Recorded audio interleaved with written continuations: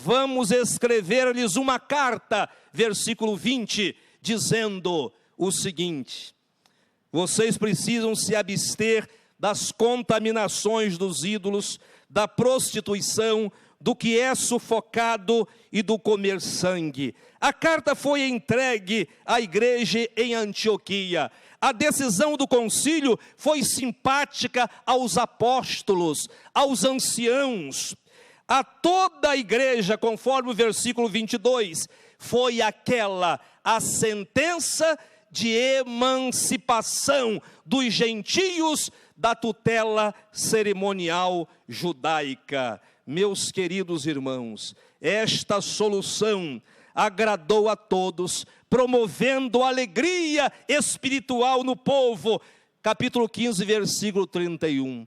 Quando os assuntos são tratados na dependência de Deus, quando o foco não é gente, quando o foco não é líder, quando o foco não é pessoa, quando o foco é a defesa da essência do Evangelho, é a defesa da causa, meus irmãos, a solução chega e com certeza traz alegria a todo o povo. É interessante que uma igreja autônoma, diante de uma situação, de um problema, que não envolvia apenas ela, porque o problema vivido lá, da circuncisão, não era uma questão só daquela igreja. E então o que acontece?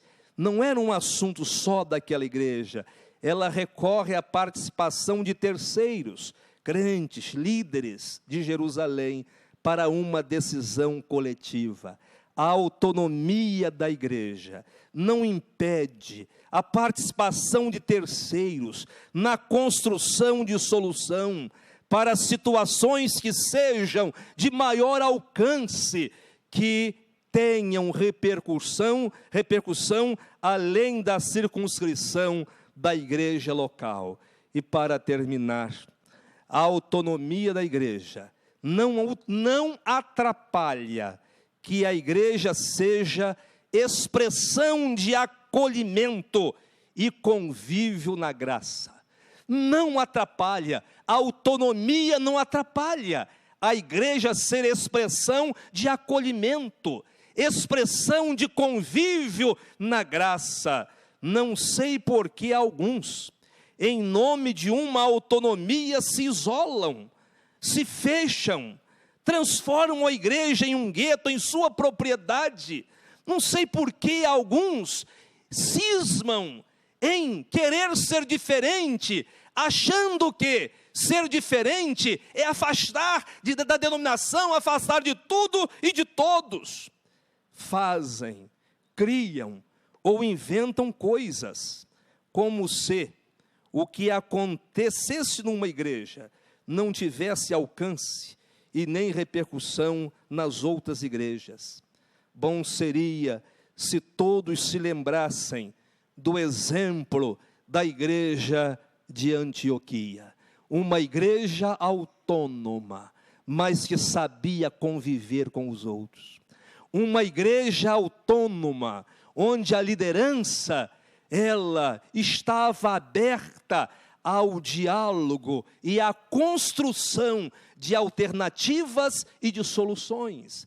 Uma igreja autônoma, que não impediu o acesso de outra igreja, uma igreja autônoma, que exerceu a sua autonomia, mas não se afastou do convívio com as demais iguais.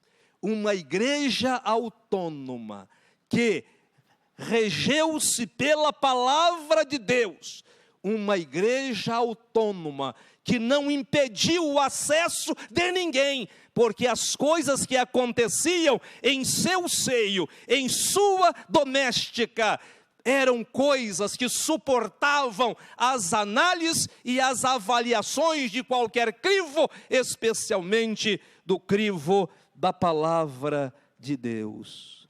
Bom seria se eu e os irmãos e todos nos lembrássemos do exemplo da igreja de Antioquia. O assunto que atinge a todos, que seja decidido por todos. Barnabé foi procurar Paulo, que estava evangelizando as províncias da Síria e da Cilícia. E então vieram ambos a Antioquia, desenvolveram ali um brilhante ministério, encorajando o povo, expondo as Escrituras. E, meus irmãos, além de encorajar o povo e expor as Escrituras, eles exaltavam o nome de Jesus. Divisão, isso não é coisa de Deus.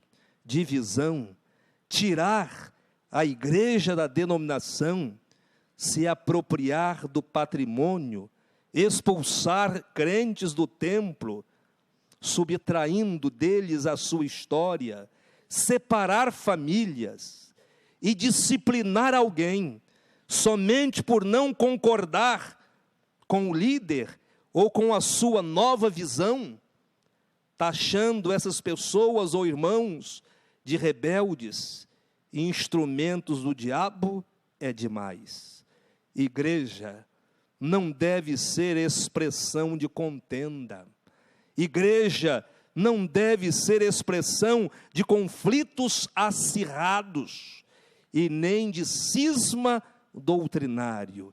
A igreja de Jesus deve ser expressão de amor, de zelo, de cuidado com os que foram gerados pela graça e de reconhecimento da identificação de cada um com o conteúdo de sua fé. Em Antioquia, foram os discípulos, pela primeira vez, chamados cristãos. Verso 26, a parte final.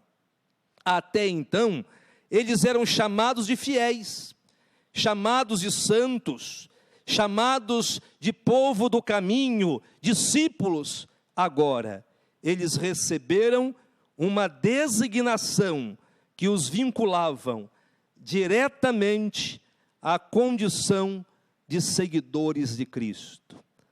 Para terminar mesmo, quando uma igreja decide, na minha lucidez, quando uma igreja decide fazer parte de uma convenção, ela aceita as regras que regem aquela instituição, os seus documentos constitutivos, ou seja, a igreja voluntariamente abre mão de parte de sua autonomia pelo convívio com as demais iguais.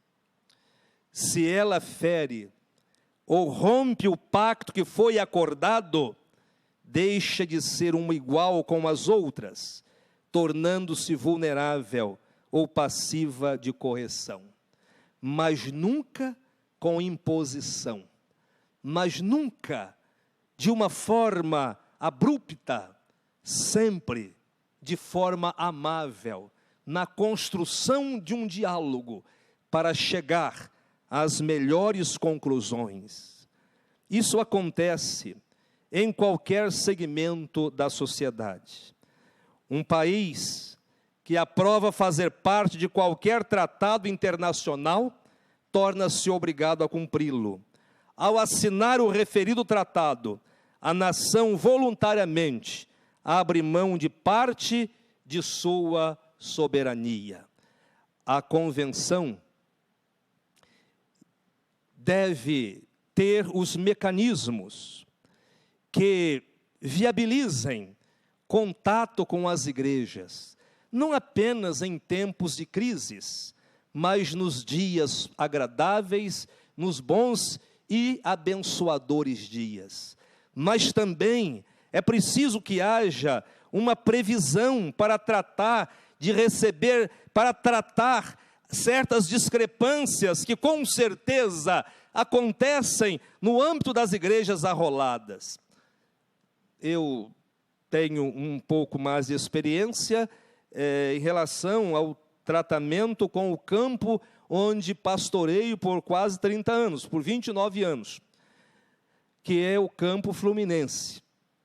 Ali nós tivemos momentos bem difíceis com essas questões, mas graças a Deus, temos experimentado neste tempo uma certa tranquilidade, uma certa bonança, mas nós temos como preceito estatutário e regimental um conselho de assuntos doutrinários, que não funciona como caça às bruxas, que não vai para impor nada a ninguém, que não trata ninguém como sendo inferior, porque há um suposto encaminhamento de qualquer fragilidade ou desvio de doutrina. As pessoas são procuradas e tratadas com respeito e consideração. Este Conselho de Assuntos Doutrinários, ele tem 9 membros, 9 integrantes, são indicados pela diretoria da convenção e homologados pelo Conselho Deliberativo. Para cada reclamação documentada, serão eleitos integrantes diferentes, entre os quais serão nomeados relator e secretário. É assegurado o devido procedimento de publicidades às partes conflitantes, com a garantia, ampla defesa, o contraditório.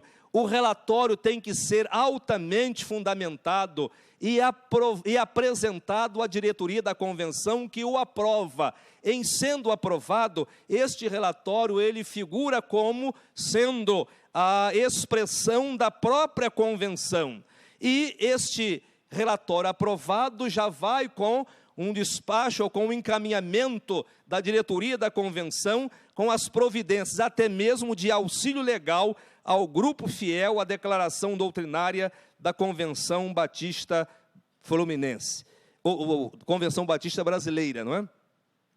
A diretoria da convenção poderá nomear, em caso de necessidades, conselhos doutrinários em diversos lugares de competência territorial da convenção, tendo como objetivo solucionar conflitos doutrinários que envolvam igrejas com reclamações de desvios doutrinários, os quais serão aprovados, como disse, pela diretoria.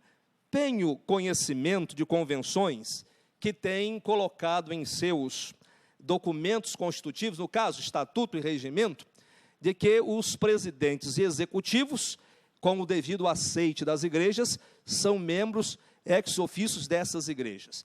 Só eu tenho conhecimento esporádico, estou mencionando, nem nome estou dizendo, porque eu não recebi ainda, pedi, mas não recebi nenhum documento que dê provas a esta modalidade. Mas, concluindo aqui esta minha abordagem, meus irmãos, como é bom agir com uma certa tranquilidade. Nós não somos inimigos, nós somos irmãos amados. Se alguém passa por uma fragilidade, ou se alguém tem alguma abordagem diferente, é preciso que haja diálogo, é preciso que haja respeito às diferenças, mas é preciso que, com amor, sejam as coisas tratadas, discutidas. Tentei mostrar que a autonomia não é independência humana. A autonomia não fecha caminho para o diálogo, para conselhos. A autonomia precisa ser trabalhada, a autonomia precisa ser respeitada, mas é necessário que o zelo pelas pessoas, que o amor à causa, que o cuidado estejam sempre presentes, porque nós somos irmãos, somos servos, e os conselhos abençoam. A construção de solução sempre é um ideal dentro do propósito de Deus. Que haja paz entre nós, que esta convenção batista carioca tenha paz, que a sua liderança seja sábia no tratamento de todas as questões, pois sei que os líderes têm sido sábios, e que valorizemos aqueles que passam por dificuldades, para que nosso respeito, cordialidade,